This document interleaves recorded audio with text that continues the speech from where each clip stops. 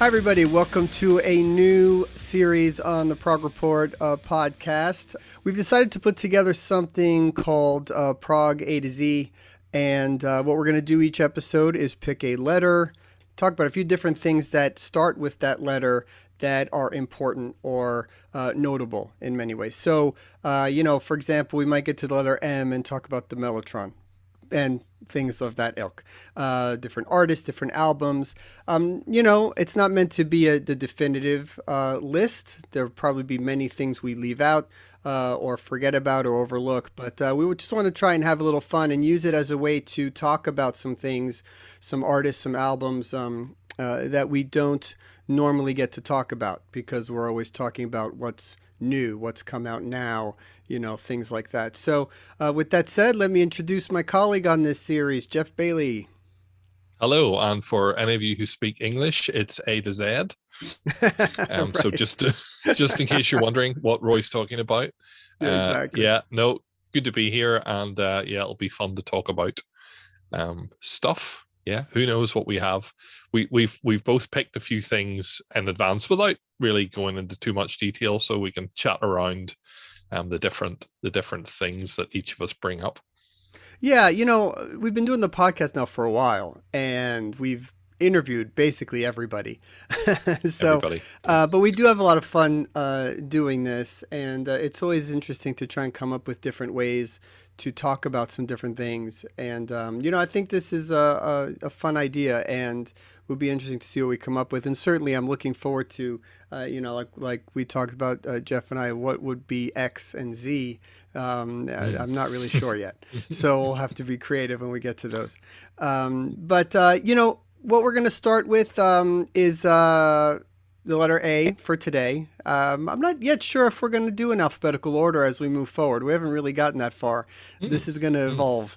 But we do want to kick this off with the letter A and see where it goes. So, Geoff, I'll let you kick this off and, get us going. Okay. Thank you. So yeah, I think one of the rules that we don't have too many rules around this, but one of the rules is if we're talking about people, we'll go by surname. Yeah. Unless they only have one name, like if we decide to talk about Sting. Well, hopefully Right. not, but so I'm going to start with it seems a great place to start, Jon Anderson. And why I think why is it good to talk about him? Well, I suppose Jon Anderson is someone who has been involved in progressive rock music, arguably from the very start. Someone who is a founder of and synonymous with one of the biggest bands in the genre, one of the most influential bands in the genre, one of the longest lasting bands in the genre, which is still going today. And please don't comment if you don't agree with that. Yes, fans, we know. But what's really interesting about Jon Anderson, and probably which makes him to me stand out from the genre apart from longevity, is that actually, whilst he can play instruments, he's not a particularly technical musician. So obviously a lot of prog revolves around the technicality.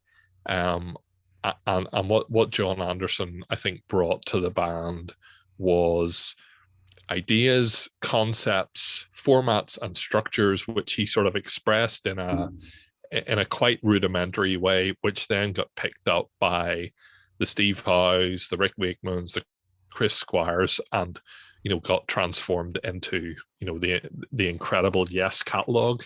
I did a quick tally. Which I think is right, 19 Yes albums, 15 solo albums that cover a whole range of genres from Irish music to classical to instrumental. He made 4 very commercially successful albums with Vangelis. He did Anderson, Bruford, Wakeman, Howe. He did Anderson, Wakeman. He did Anderson, Ponty. He did Anderson, Stolt. He's made guest appearances, and again, some of the names he's made guest appearances with: King Crimson on the Islands album, Mike Oldfield. He did some soundtrack work with John Paul Jones. He appeared on Stop Loving You with Toto, album with Guitaro. He sung on Glass Hammer album you know, he spans really throughout the genre and is kind of the thread that runs through. And of course, he's still active today, still performing live today, and probably one of the first artists out there on the road post lockdown, despite the fact that he's 77 years old. And I think the other thing about him is his voice. Again, fairly unique. Certainly in terms of the genre, that kind of alto tenor, very very high notes, but not falsetto. And again, I think that's something that probably has influenced a lot of bands along the way. And I don't know, I mean, maybe it's too much of a stretch, but I think probably the high pitched vocals are something that meant that when it comes to the world of metal and prog combining, you know, the Geoff Tates of this world with that kind of higher register stuff, that's kind of adjacent to I suppose the concept of having a vocalist that sings right at the top of their range. So yeah, Jon Anderson would be my first choice. What are your Jon Anderson highlights, Roie? I have some amazing Jon Anderson stories, actually, believe it or not. Nope. One, I've talked a lot about the podcast. If you've heard, that my introduction was very much 80s, 90125 and that whole period of Yes. And, I didn't really realize at that time, being young and listening to stuff like Leave It and Changes, where Trevor Rabin was very much up front singing. I had no idea Jon Anderson was the lead singer of Yes, really. Okay. And that historical kind of important icon as the vocalist. I only learned that going back to earlier records. And his voice is so unique, and no one else has been able to come close to sounding like it, really. I mean, John Davison does a nice job of fitting his vocals to the Yes songs that he does sing, but anybody can tell the difference in 2 seconds. It's not like it's really close. I think it's more a stylistic thing that he does to make himself sound like it. But, one of the most unique voices in music ever.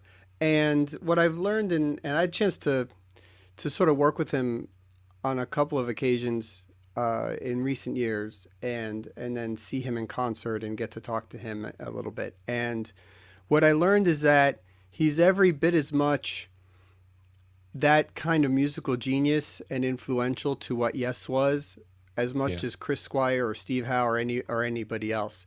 And I think maybe he doesn't get that credit. I think a lot of people thought, oh, he just writes those silly lyrics and is the voice. And that is part of what he does. But when you listen to him talk and you hear how he explains those songs and his involvement with them, and then later watching him perform with the ARW shows, he's very much a what you call it, like the guy that conductor. He's very much the conductor yeah. on stage. He knows every drum fill. He knows every lick that everyone's doing. He's raising his arm to this guy to play this at this point and controlling tempo. And I was just like watching that, and I'd never been in awe of that performance by him before. And watching that, and I went, oh my God, he is locked in to what is happening. I thought that was fascinating. But I have a funny story. I don't think I've ever told this story. So this is years and years ago, maybe 2010-ish, something like that. I don't know exactly. But so if you've listened to the podcast, a lot of people have asked me, what's that opening guitar song that we play in the beginning of a lot of the top 5 episodes and stuff like that? It's this guitar heavy kind of metal guitar thing. And it's a song called Art Crime by a band called Mindwalk Boulevard. They're not around anymore. They never made it or did anything, but it was a band that I discovered online through different means. And they were a bunch of young kids. They were teenager age, 16, 17, 18 years old. It was a trio, total virtuosos. Right. The guitar player could hold up. He's as good as anyone you've seen play. I am telling you, just a guitar genius. Okay, wow. Jordan Ferreira, genius. I don't know what he's doing now. I don't even know that he does that music that much. But yeah, but he's amazing. Anyway, they won a contest to record with Jon Anderson at Okay. around the time when I discovered them, and their family that was managing them at the time had told me about that and the whole thing. And I guess something happened where it never really took hold. The contest didn't happen. They didn't get a chance to do it. I don't know. Anyway, I'd heard about all of that, and then one day out of the blue, I'm not even making this up, I get a phone call, and it's Jon Anderson. Right. I had no idea he was calling me. I had no idea anything was going on. But he answers the phone, and it's the high pitched voice. He's like, "Hi, is this Roie? This is Jon Anderson of Yes." And I'm like, that was really out of nowhere. And he was calling me about the kids and telling me that he thinks they should do this and how to, what they need to work on. Okay. Because they very much sounded like a King's X. They had 3-part harmonies all the way through. That was Uh-huh. kind of what they were going for. Really cool, kind of short, progressive kind of rock stuff. Really Yeah. neat. And yeah, so I had this whole conversation with Jon Anderson before even ever getting Wow. to meet him or do anything like that, completely out of the blue about this band. Um, Mhm. Sadly enough, as happens, they grew a little older, they went different Yeah. ways, they lost interest, they never became a band. And, that happens, all the time.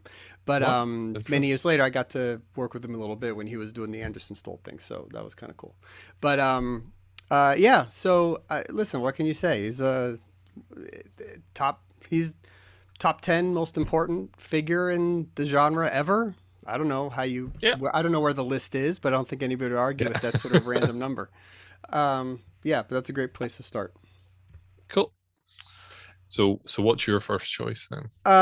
So I'm sort of cheating a little bit. I have a double kind of use of the A for artist, which I'll start with, um, and it's also kind of timely. So we don't talk about this group or artist or however you want to call it that much on the website. Although we should. It's one of the biggest names in prog, or at least prog metal, which is Ayreon. That's also the group that is basically based on Arian Lucasen, who is the sort of other A, although we did say surname, but in this case it sort of works. It's so basically Ayreon, the band, is Arian Lucasen's project. He is the person behind it. He writes all the music and he created it and basically used it as a way to. He was trying to launch a solo career. It wasn't working. He created the first Ayreon album, sort of under that concept that became successful, and he decided to just adopt that as what he would do. And through that, because he likes working with people, different musicians, and Mhm. creating these crazy concept albums, through the 10 albums that Ayreon, that project has done, has had, I mean, hundreds of different guests over the course of the 10 records. And the concepts are all basically double records, and they're crazy long, and they're sci-fi based and just extravagant. I mean, it is taking the indulgence of Prague and ramping it up to 100.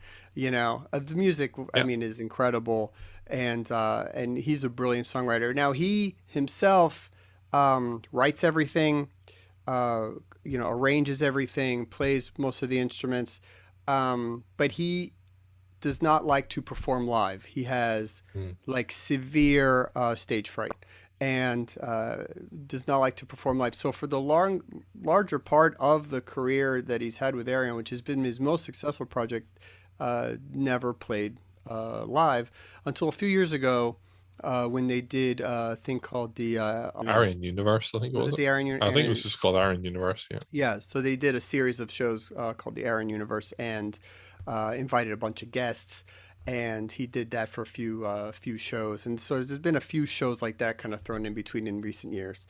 The timely nature of it really is that he's taken a break from the Arian project and returned to a different thing called Star One, which is just, if you've been paying attention to Prog Magazine or Prog Report Online or Iron Socials, they just released the first single from that. It's the third record, and it's coming out next year in February.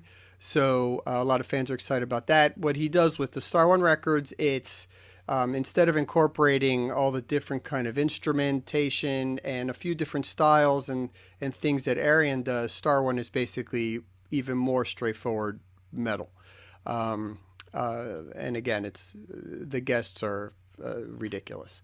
So, and what he's doing now, which is really cool, if you go to his Facebook page, he plays these contests every day where he plays a clip for a few seconds, and then fans have to guess who that guest is.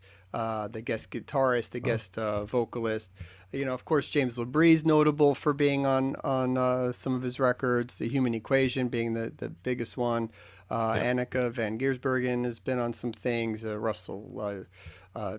Damian Wilson, Russell Allen. You know, all these different guys have been on things. So Fish, yeah, Fish as well. I mean, Steve Vai. Everybody's played on his records. I mean, literally everybody. And just an amazing, good guy, a brilliant genius musician. It's a lot of music to take in. You know, if you're not into the kind of prog metal, symphonic metal, you know, that's kind of Symphony X style, things like that. It's a lot of music. You know, hour and a half records that are just nonstop, go, go, go, go. But it's definitely to be appreciated for the scope he takes on and for the quality of the music. You know, that being your taste or not. I mean, you can't argue with the guests and the talent and the quality of musicianship. It's just really incredible stuff. So, and a lot of people swear by it. It is their absolute favorite music as well. So, Yeah. you know, that would be that. Well, I have. I mean, he's not someone whose music I'm deeply familiar with. I first, when Neil Morse singing on the First Man on Earth, which I think was a Dreams Universal Migrator, the first one of those, the Dream Sequencer. Neil, I forgot Neil was also. I mean, really, that was the first time that I'd heard of it, and that's a great track. I have a couple of friends who are very into him, and they've been to the you know, they've traveled from here over to the shows, and certainly those seem to be absolute extravaganzas with the set and with all the guests appearing. And yeah, I mean, I was just flicking through and going, you know, the list of guitarists, you know, Steve Hackett, Paul Gilbert, Joe Satriani, Guthrie Gavin, Michael Romeo, as I now know he's called. You know, it's like, as you say, who isn't on there? You know, John Wetton, Keith Emerson, Derek Sherinian. Yeah, it's everybody. It's everybody. You know, it's absolutely crazy. everybody. Yeah. And I mean, it must be brilliant for anybody just to be able to put albums together and do all that. And the other thing that I because I remember listening to Transitus, which was the last album. And it's an interesting kind of horror story type thing. Really. Well, that was one that he wanted to actually make into a movie, and COVID sort of put the kibosh on that, and he ended up just making the record and then never did the movie. But that was the plan. But my attraction to that was the actor who was Doctor Who in my childhood. Tom Baker does the narration on that, so there's the narration on that is really fun as well. Yeah, but you know, I would say that if you were always sort of wanting to get into it, I think the Human Equation seems to be the one most people flock to, and I certainly would agree. I think that's a pretty high watermark for him. Also, Into the Electric Castle is considered a pretty favorite one among some fans. So I think that's the one that my friend went to see in Tilburg. Which is that the one that Fish sings a couple of songs on it? He's the Highlander, because Fish came out. I've seen video of Fish coming out on all the kind of Scottish gear. Yeah. So cool. So that's cool. So we knocked those two out. All right. So where are you going next? Okay.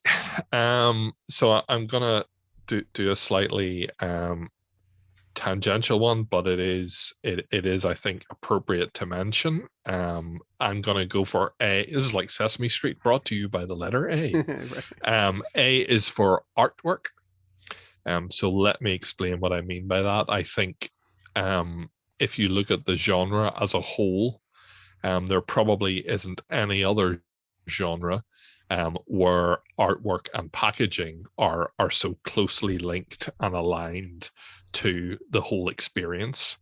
Um, and to run through a list, you know, I think probably what's as well unique is that there's a roster of sort of the great progressive rock album art people.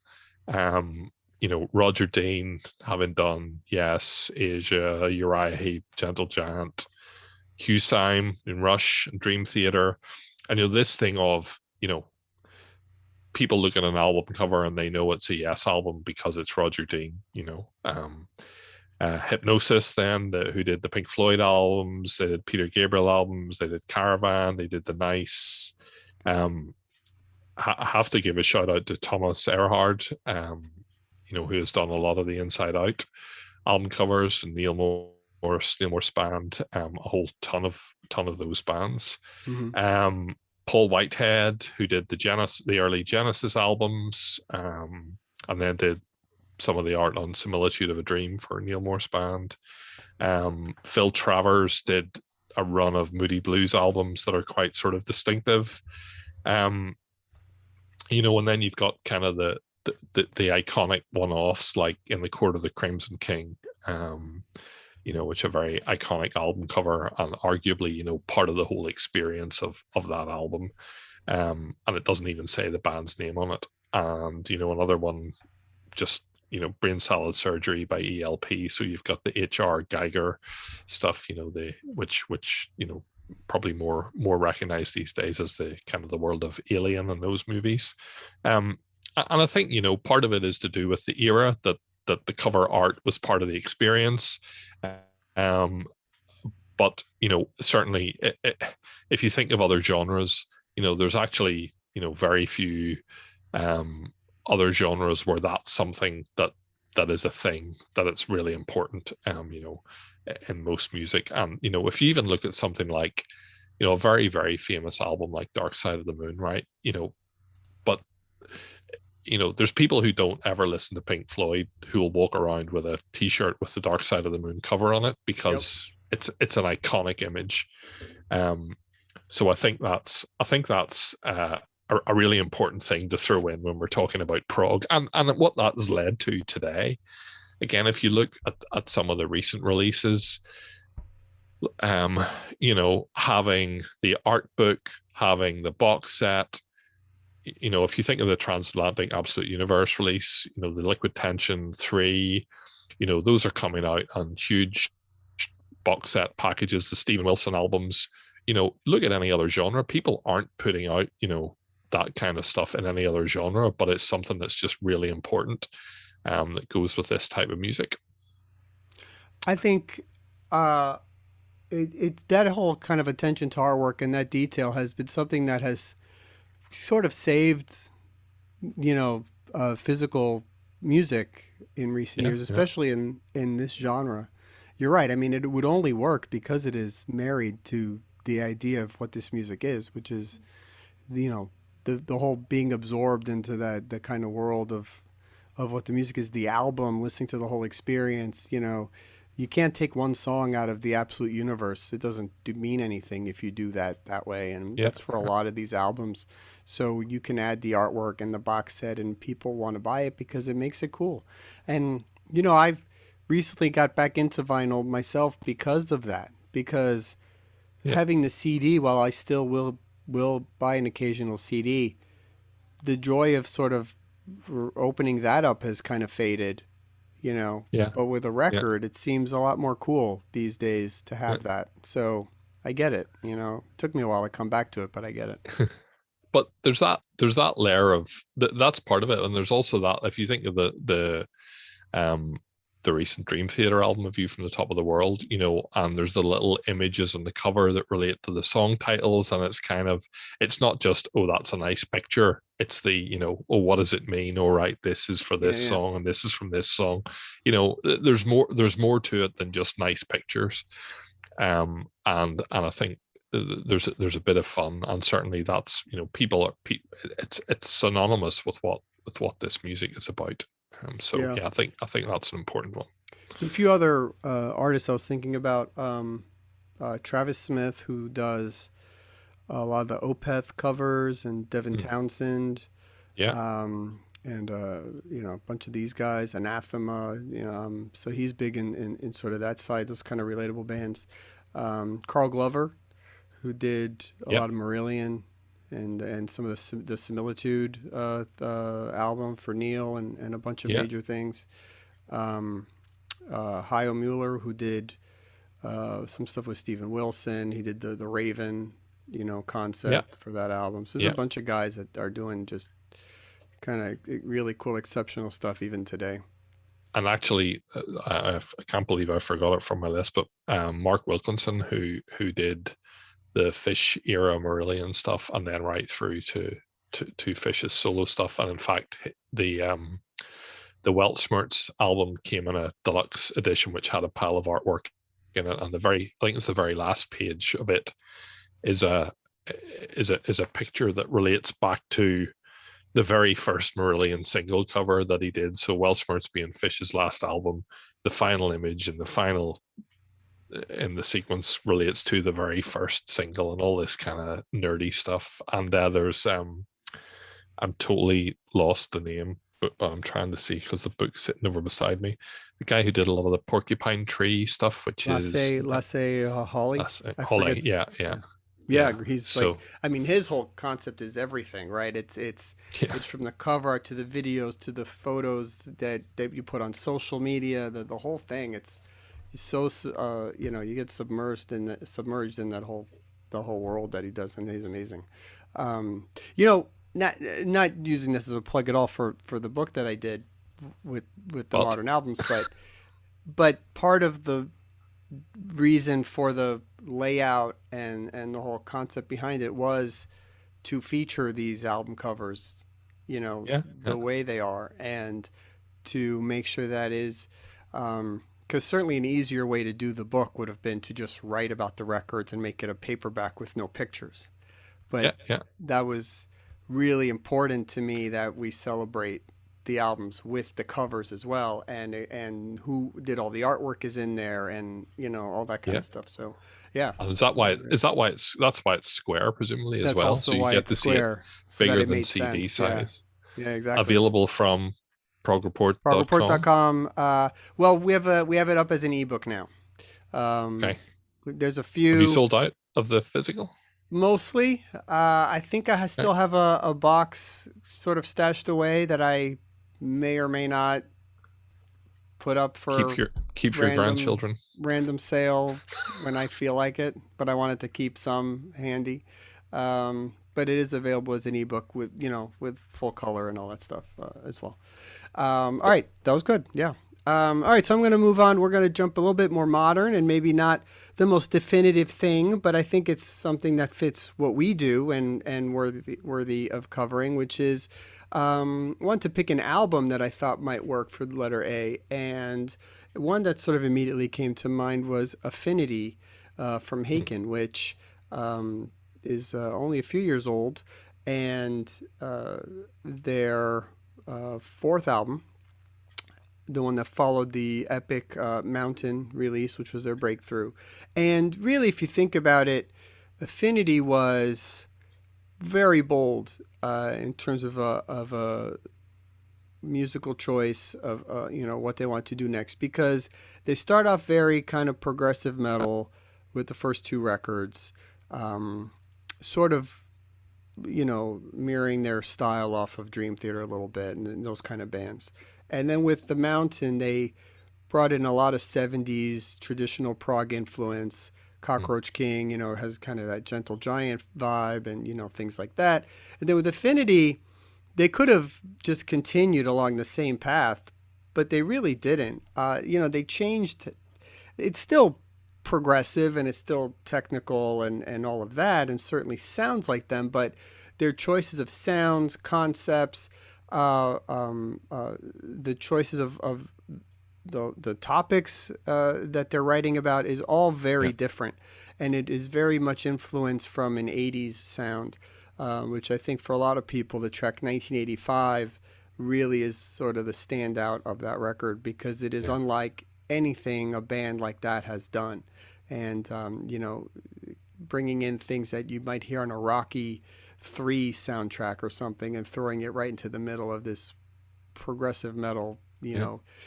Tour de Force type track, and then there's the straightforward kind of metal epic with the Architect, and a really some great sort of pop things like Earthrise and Endless Knot. I mean, it's a really cool collection of songs that have a completely different approach, and I think that with that album they sort of solidified their place as one of the bands to really keep an eye on. Now we know them now. A few years later, they've done two more records since then and have really elevated their Yeah. presence. They did Vector and then Virus, and but I think Affinity is a really important record in their catalog because it proved they weren't just a one trick pony rather, Yeah. trying to sound like their forefathers, but I think they really kind of carved their own path with that album. Yeah.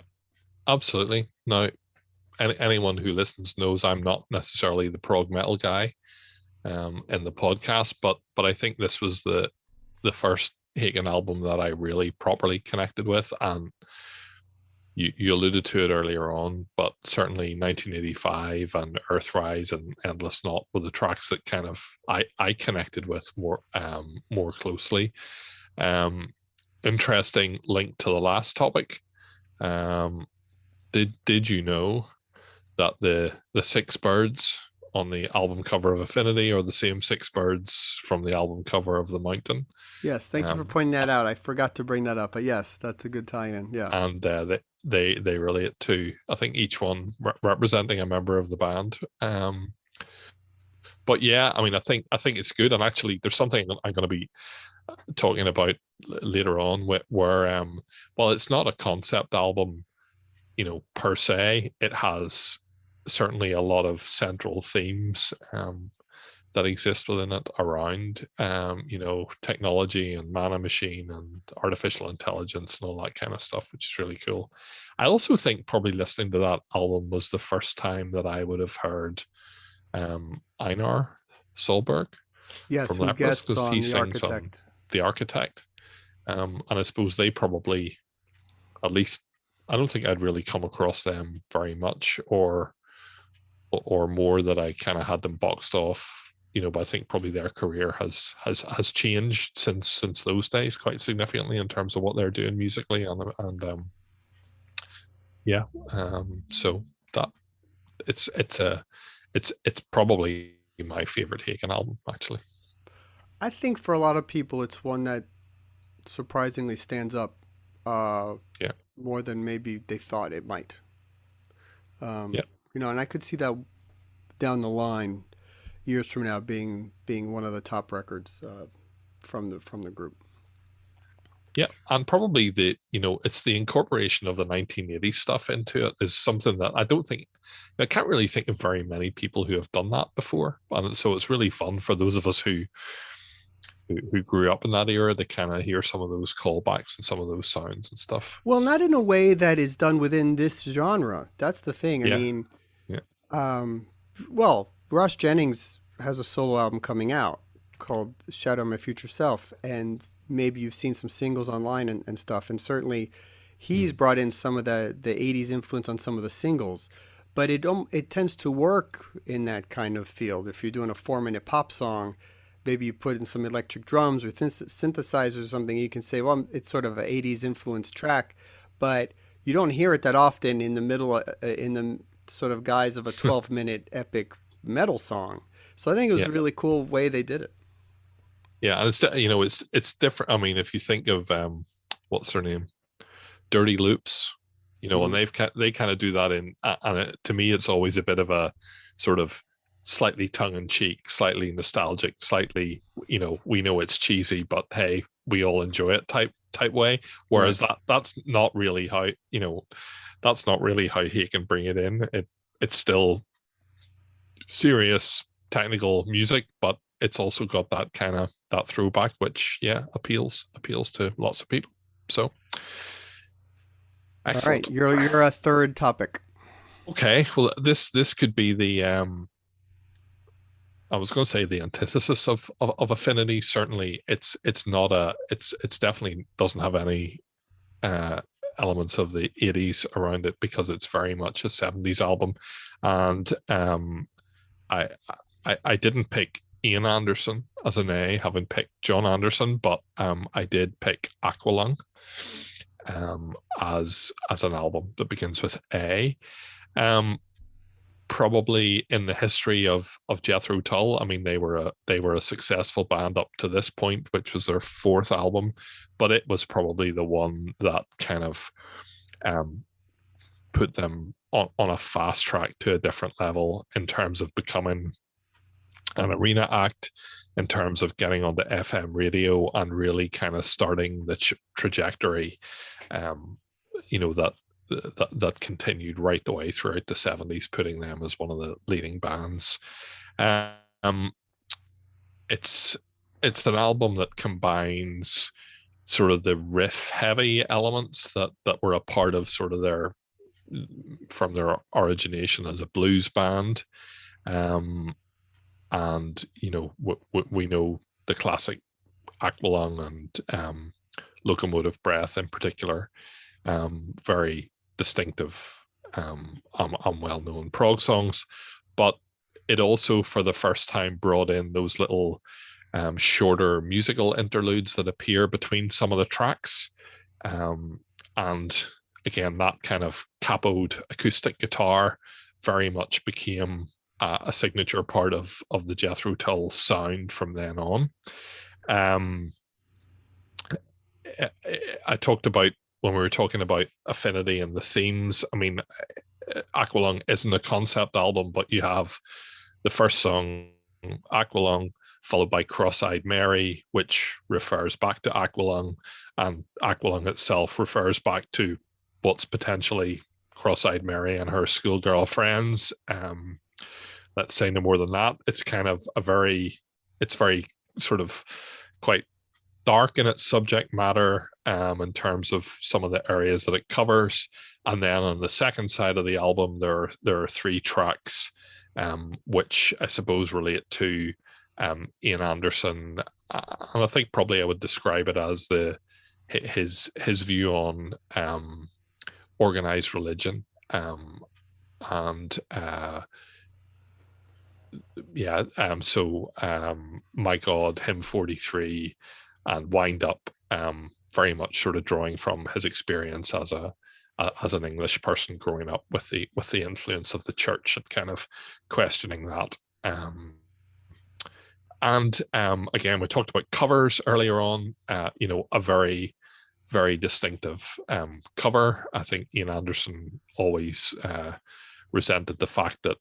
So it was actually based on a photograph taken by his wife, his then wife. And then someone painted it, but they made it look a little bit too much like him. So everybody assumed that it was him on the cover, which was never the intention. But again, a very definitive and distinctive cover. And I think it's one of the most iconic images of the whole decade. It really is. And I think the other thing is, if you look at actually the chart performance of this album, it was number 4 in the UK. It was number 7 in the Billboard chart. It was a very, very, very successful album, and we kind of think of prog as being a bit niche now, and a bit kind of specialist. But actually, that was top 10 album material back in 1971, 72, 71, 71.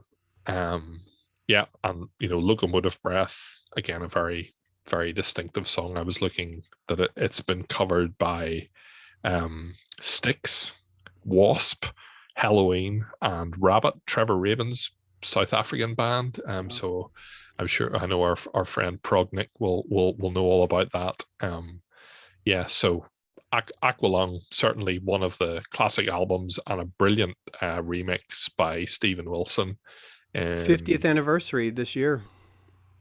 Indeed. Well, Stephen Album, I think, remixed it in 2011, and then they put it out in 2016 for as Well, and no doubt it'll come out as a 50th anniversary version again. So So keeps on you know, giving and keeps on taking our money. I would argue, even if that song could be on this list by itself. I mean, just Yeah, that riff alone is iconic, and one that people have no idea what prog is know that guitar riff. I mean, it's classic rock radio, yeah. staple. Well, we should point out, of course, that there is a new Jethro Tull album on the way as well called The Zealot Mm, Gene. Comes out January 28th. There's a song out called Soshana Sleeping, which is out now on YouTube and Spotify and all that. Ian Anderson is the yeah. lone remaining member, but the guys on the album and playing with him have been touring with him for years, and have been around for a while. So, Yeah. if you hear the track, it sounds. We've talked about this before on a recent podcast, but it sounds very much like you would expect Jethro Tull to sound like. So, something to keep an eye out for. You could check out a song now and the album out in January. Yeah. So. Moving on to our last choice, I'm going to pick a song for mine, and again, sort of fitting because of the timeliness of it in a few ways. Afterglow by Genesis is going to be Mm, my A choice for song, and it celebrates, well, it's from the album Wind and Withering, which celebrates its 45th anniversary this year, and it is one of the few songs that both touring outfits are playing right now. You have the Steve Hackett band playing Seconds Out cover to cover on their tour, and of course it's on that album, so they're performing that, and then Genesis with Phil Collins, Tony Banks, and Mike Rutherford are, as we're talking today, here in the U.S. Beginning their North American run, which is exciting. And so that is the song that they play as well. And I mean, it might be. Is it the only full track? No, I guess they do. I Know What I Like. They both play I hmm Know What I Like, and they Yeah. both play bits of Firth the Fifth and Cinema Show, but you'll get the full versions of Yeah. those on the Hackett one.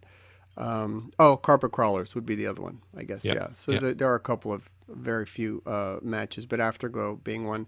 And for me personally, just another reason I could pick this one is Afterglow is just one of my all-time favorite songs ever. Never mind, just from Genesis. I Yeah. just think it's, since I was young, it's just been a song that I've loved dearly, and I just think it's so unique. Um, Something I found out today, which in reading, trying to do a little bit of research for this, like what can I find out about Afterglow that might be notable that I don't know, and maybe you read this, Geoff, but there's a book out called Genesis 75 to 2021 that just came Mm, out, the Phil Collins years, mm, and it's by Mario Giametti, and really just really cool book. I highly recommend it. They did a Peter Gabriel years version, and now this one with the Phil Collins years just came out, and it does cover Ray Wilson in there as well.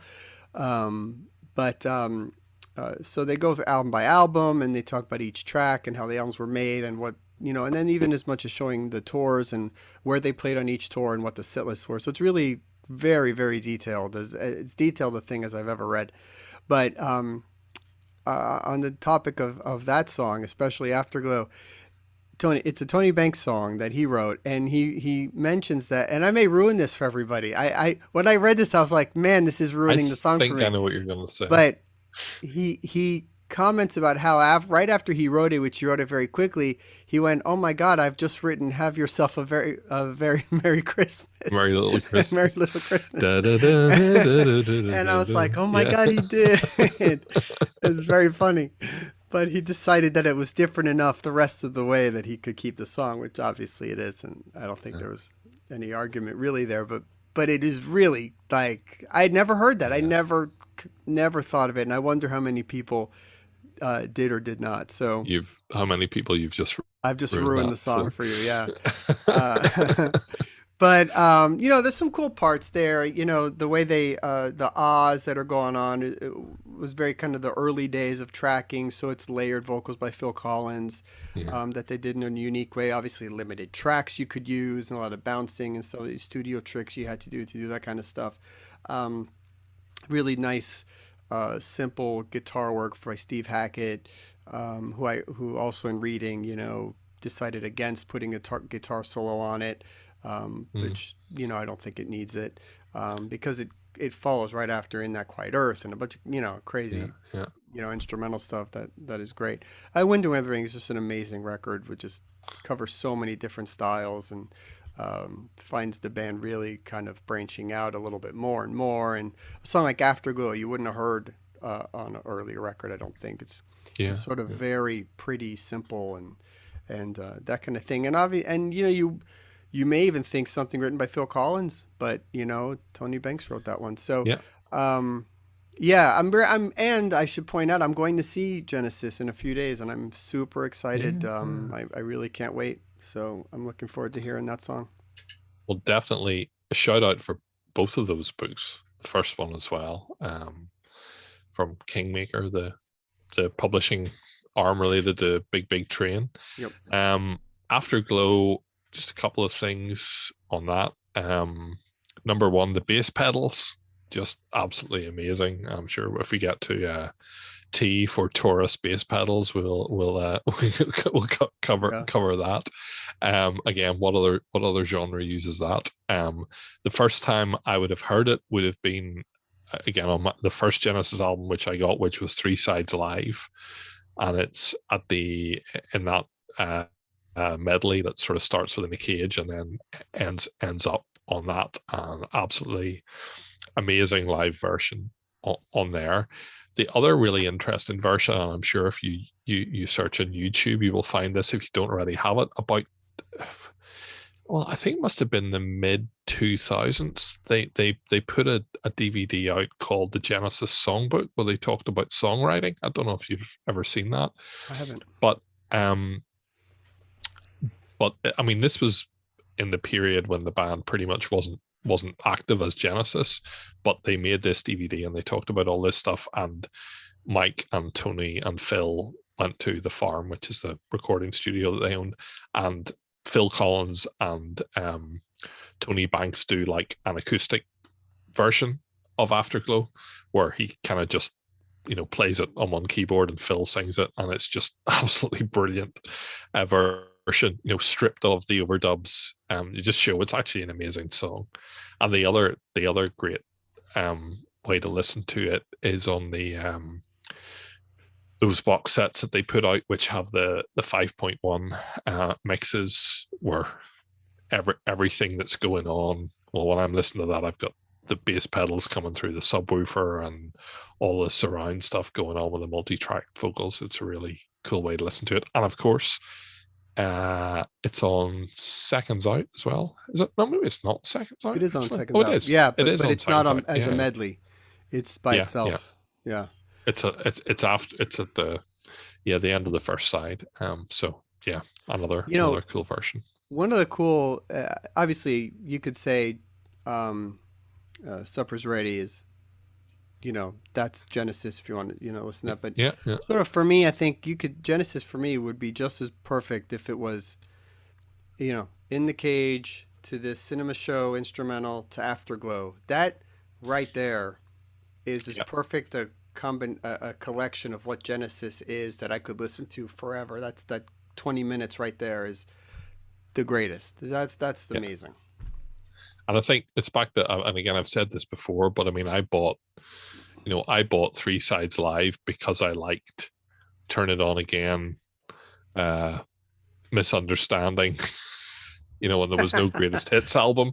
So I bought that, and you've got kind of Abacab and stuff like that in side one, and Follow You, Follow Me, and then you go to the second, or I think it was a cassette actually. So it was side B of the cassette, which started with Misunderstanding, and then In the Cage started, and it was like, what on earth is this? Yeah. And so the slip, yeah, an 11-year-old me started down a slippery slope, and here we are talking about Prog. My word, 40 years later. There we go. I tell you, man, I remember listening to the records for Wind and Withering and Trick of the Tail and that period, particularly when I was like 10 and 12 years old, and just it it's so, when you're that young and that gets brushed into your face and that's what you're exposed to, it makes it hard to then later on listen to shittier music as you get older. You know, because most kids don't get into music. I got into music really 4 years old. I was listening to, you know, Kiss and Supertramp. It was just a different person, different kind of weird person. But you know, most kids get into music at 13 to 15. So, you know, that's when you start to really give a crap, and you're listening to whatever's popular, and that's the general way, you know. But when you're introduced to this earlier, then later on, what's on the radio is what's on the radio, and you're like, it just doesn't measure up. It can't measure up. Indeed. And yeah, we're the product of all that kind of stuff. Yeah. Anyway, well, we hope you enjoyed the first episode. This was fun, actually. It's just a great opportunity for us to just talk. We enjoyed it. Well, hopefully other people. That's why this exists, to let us talk about this stuff. Yeah, listen. Let us know if you hear it, if you know what we missed about A's, or if you have a What are your three? What glaring ideas, omissions? For upcoming can see letters. the Facebook comments of how could you possibly not have mentioned Anathema. Yeah, this. You know, we did mention them, actually. We did. Anyway, yeah, again, just always keep in mind progreport.com for everything, and follow us on Facebook, Twitter, Instagram, YouTube for special podcast episodes, and make sure you're subscribing to our podcast to get updates and stuff. And yeah, we'll see y'all soon. Bye-bye. And this podcast was brought to you by the letter A.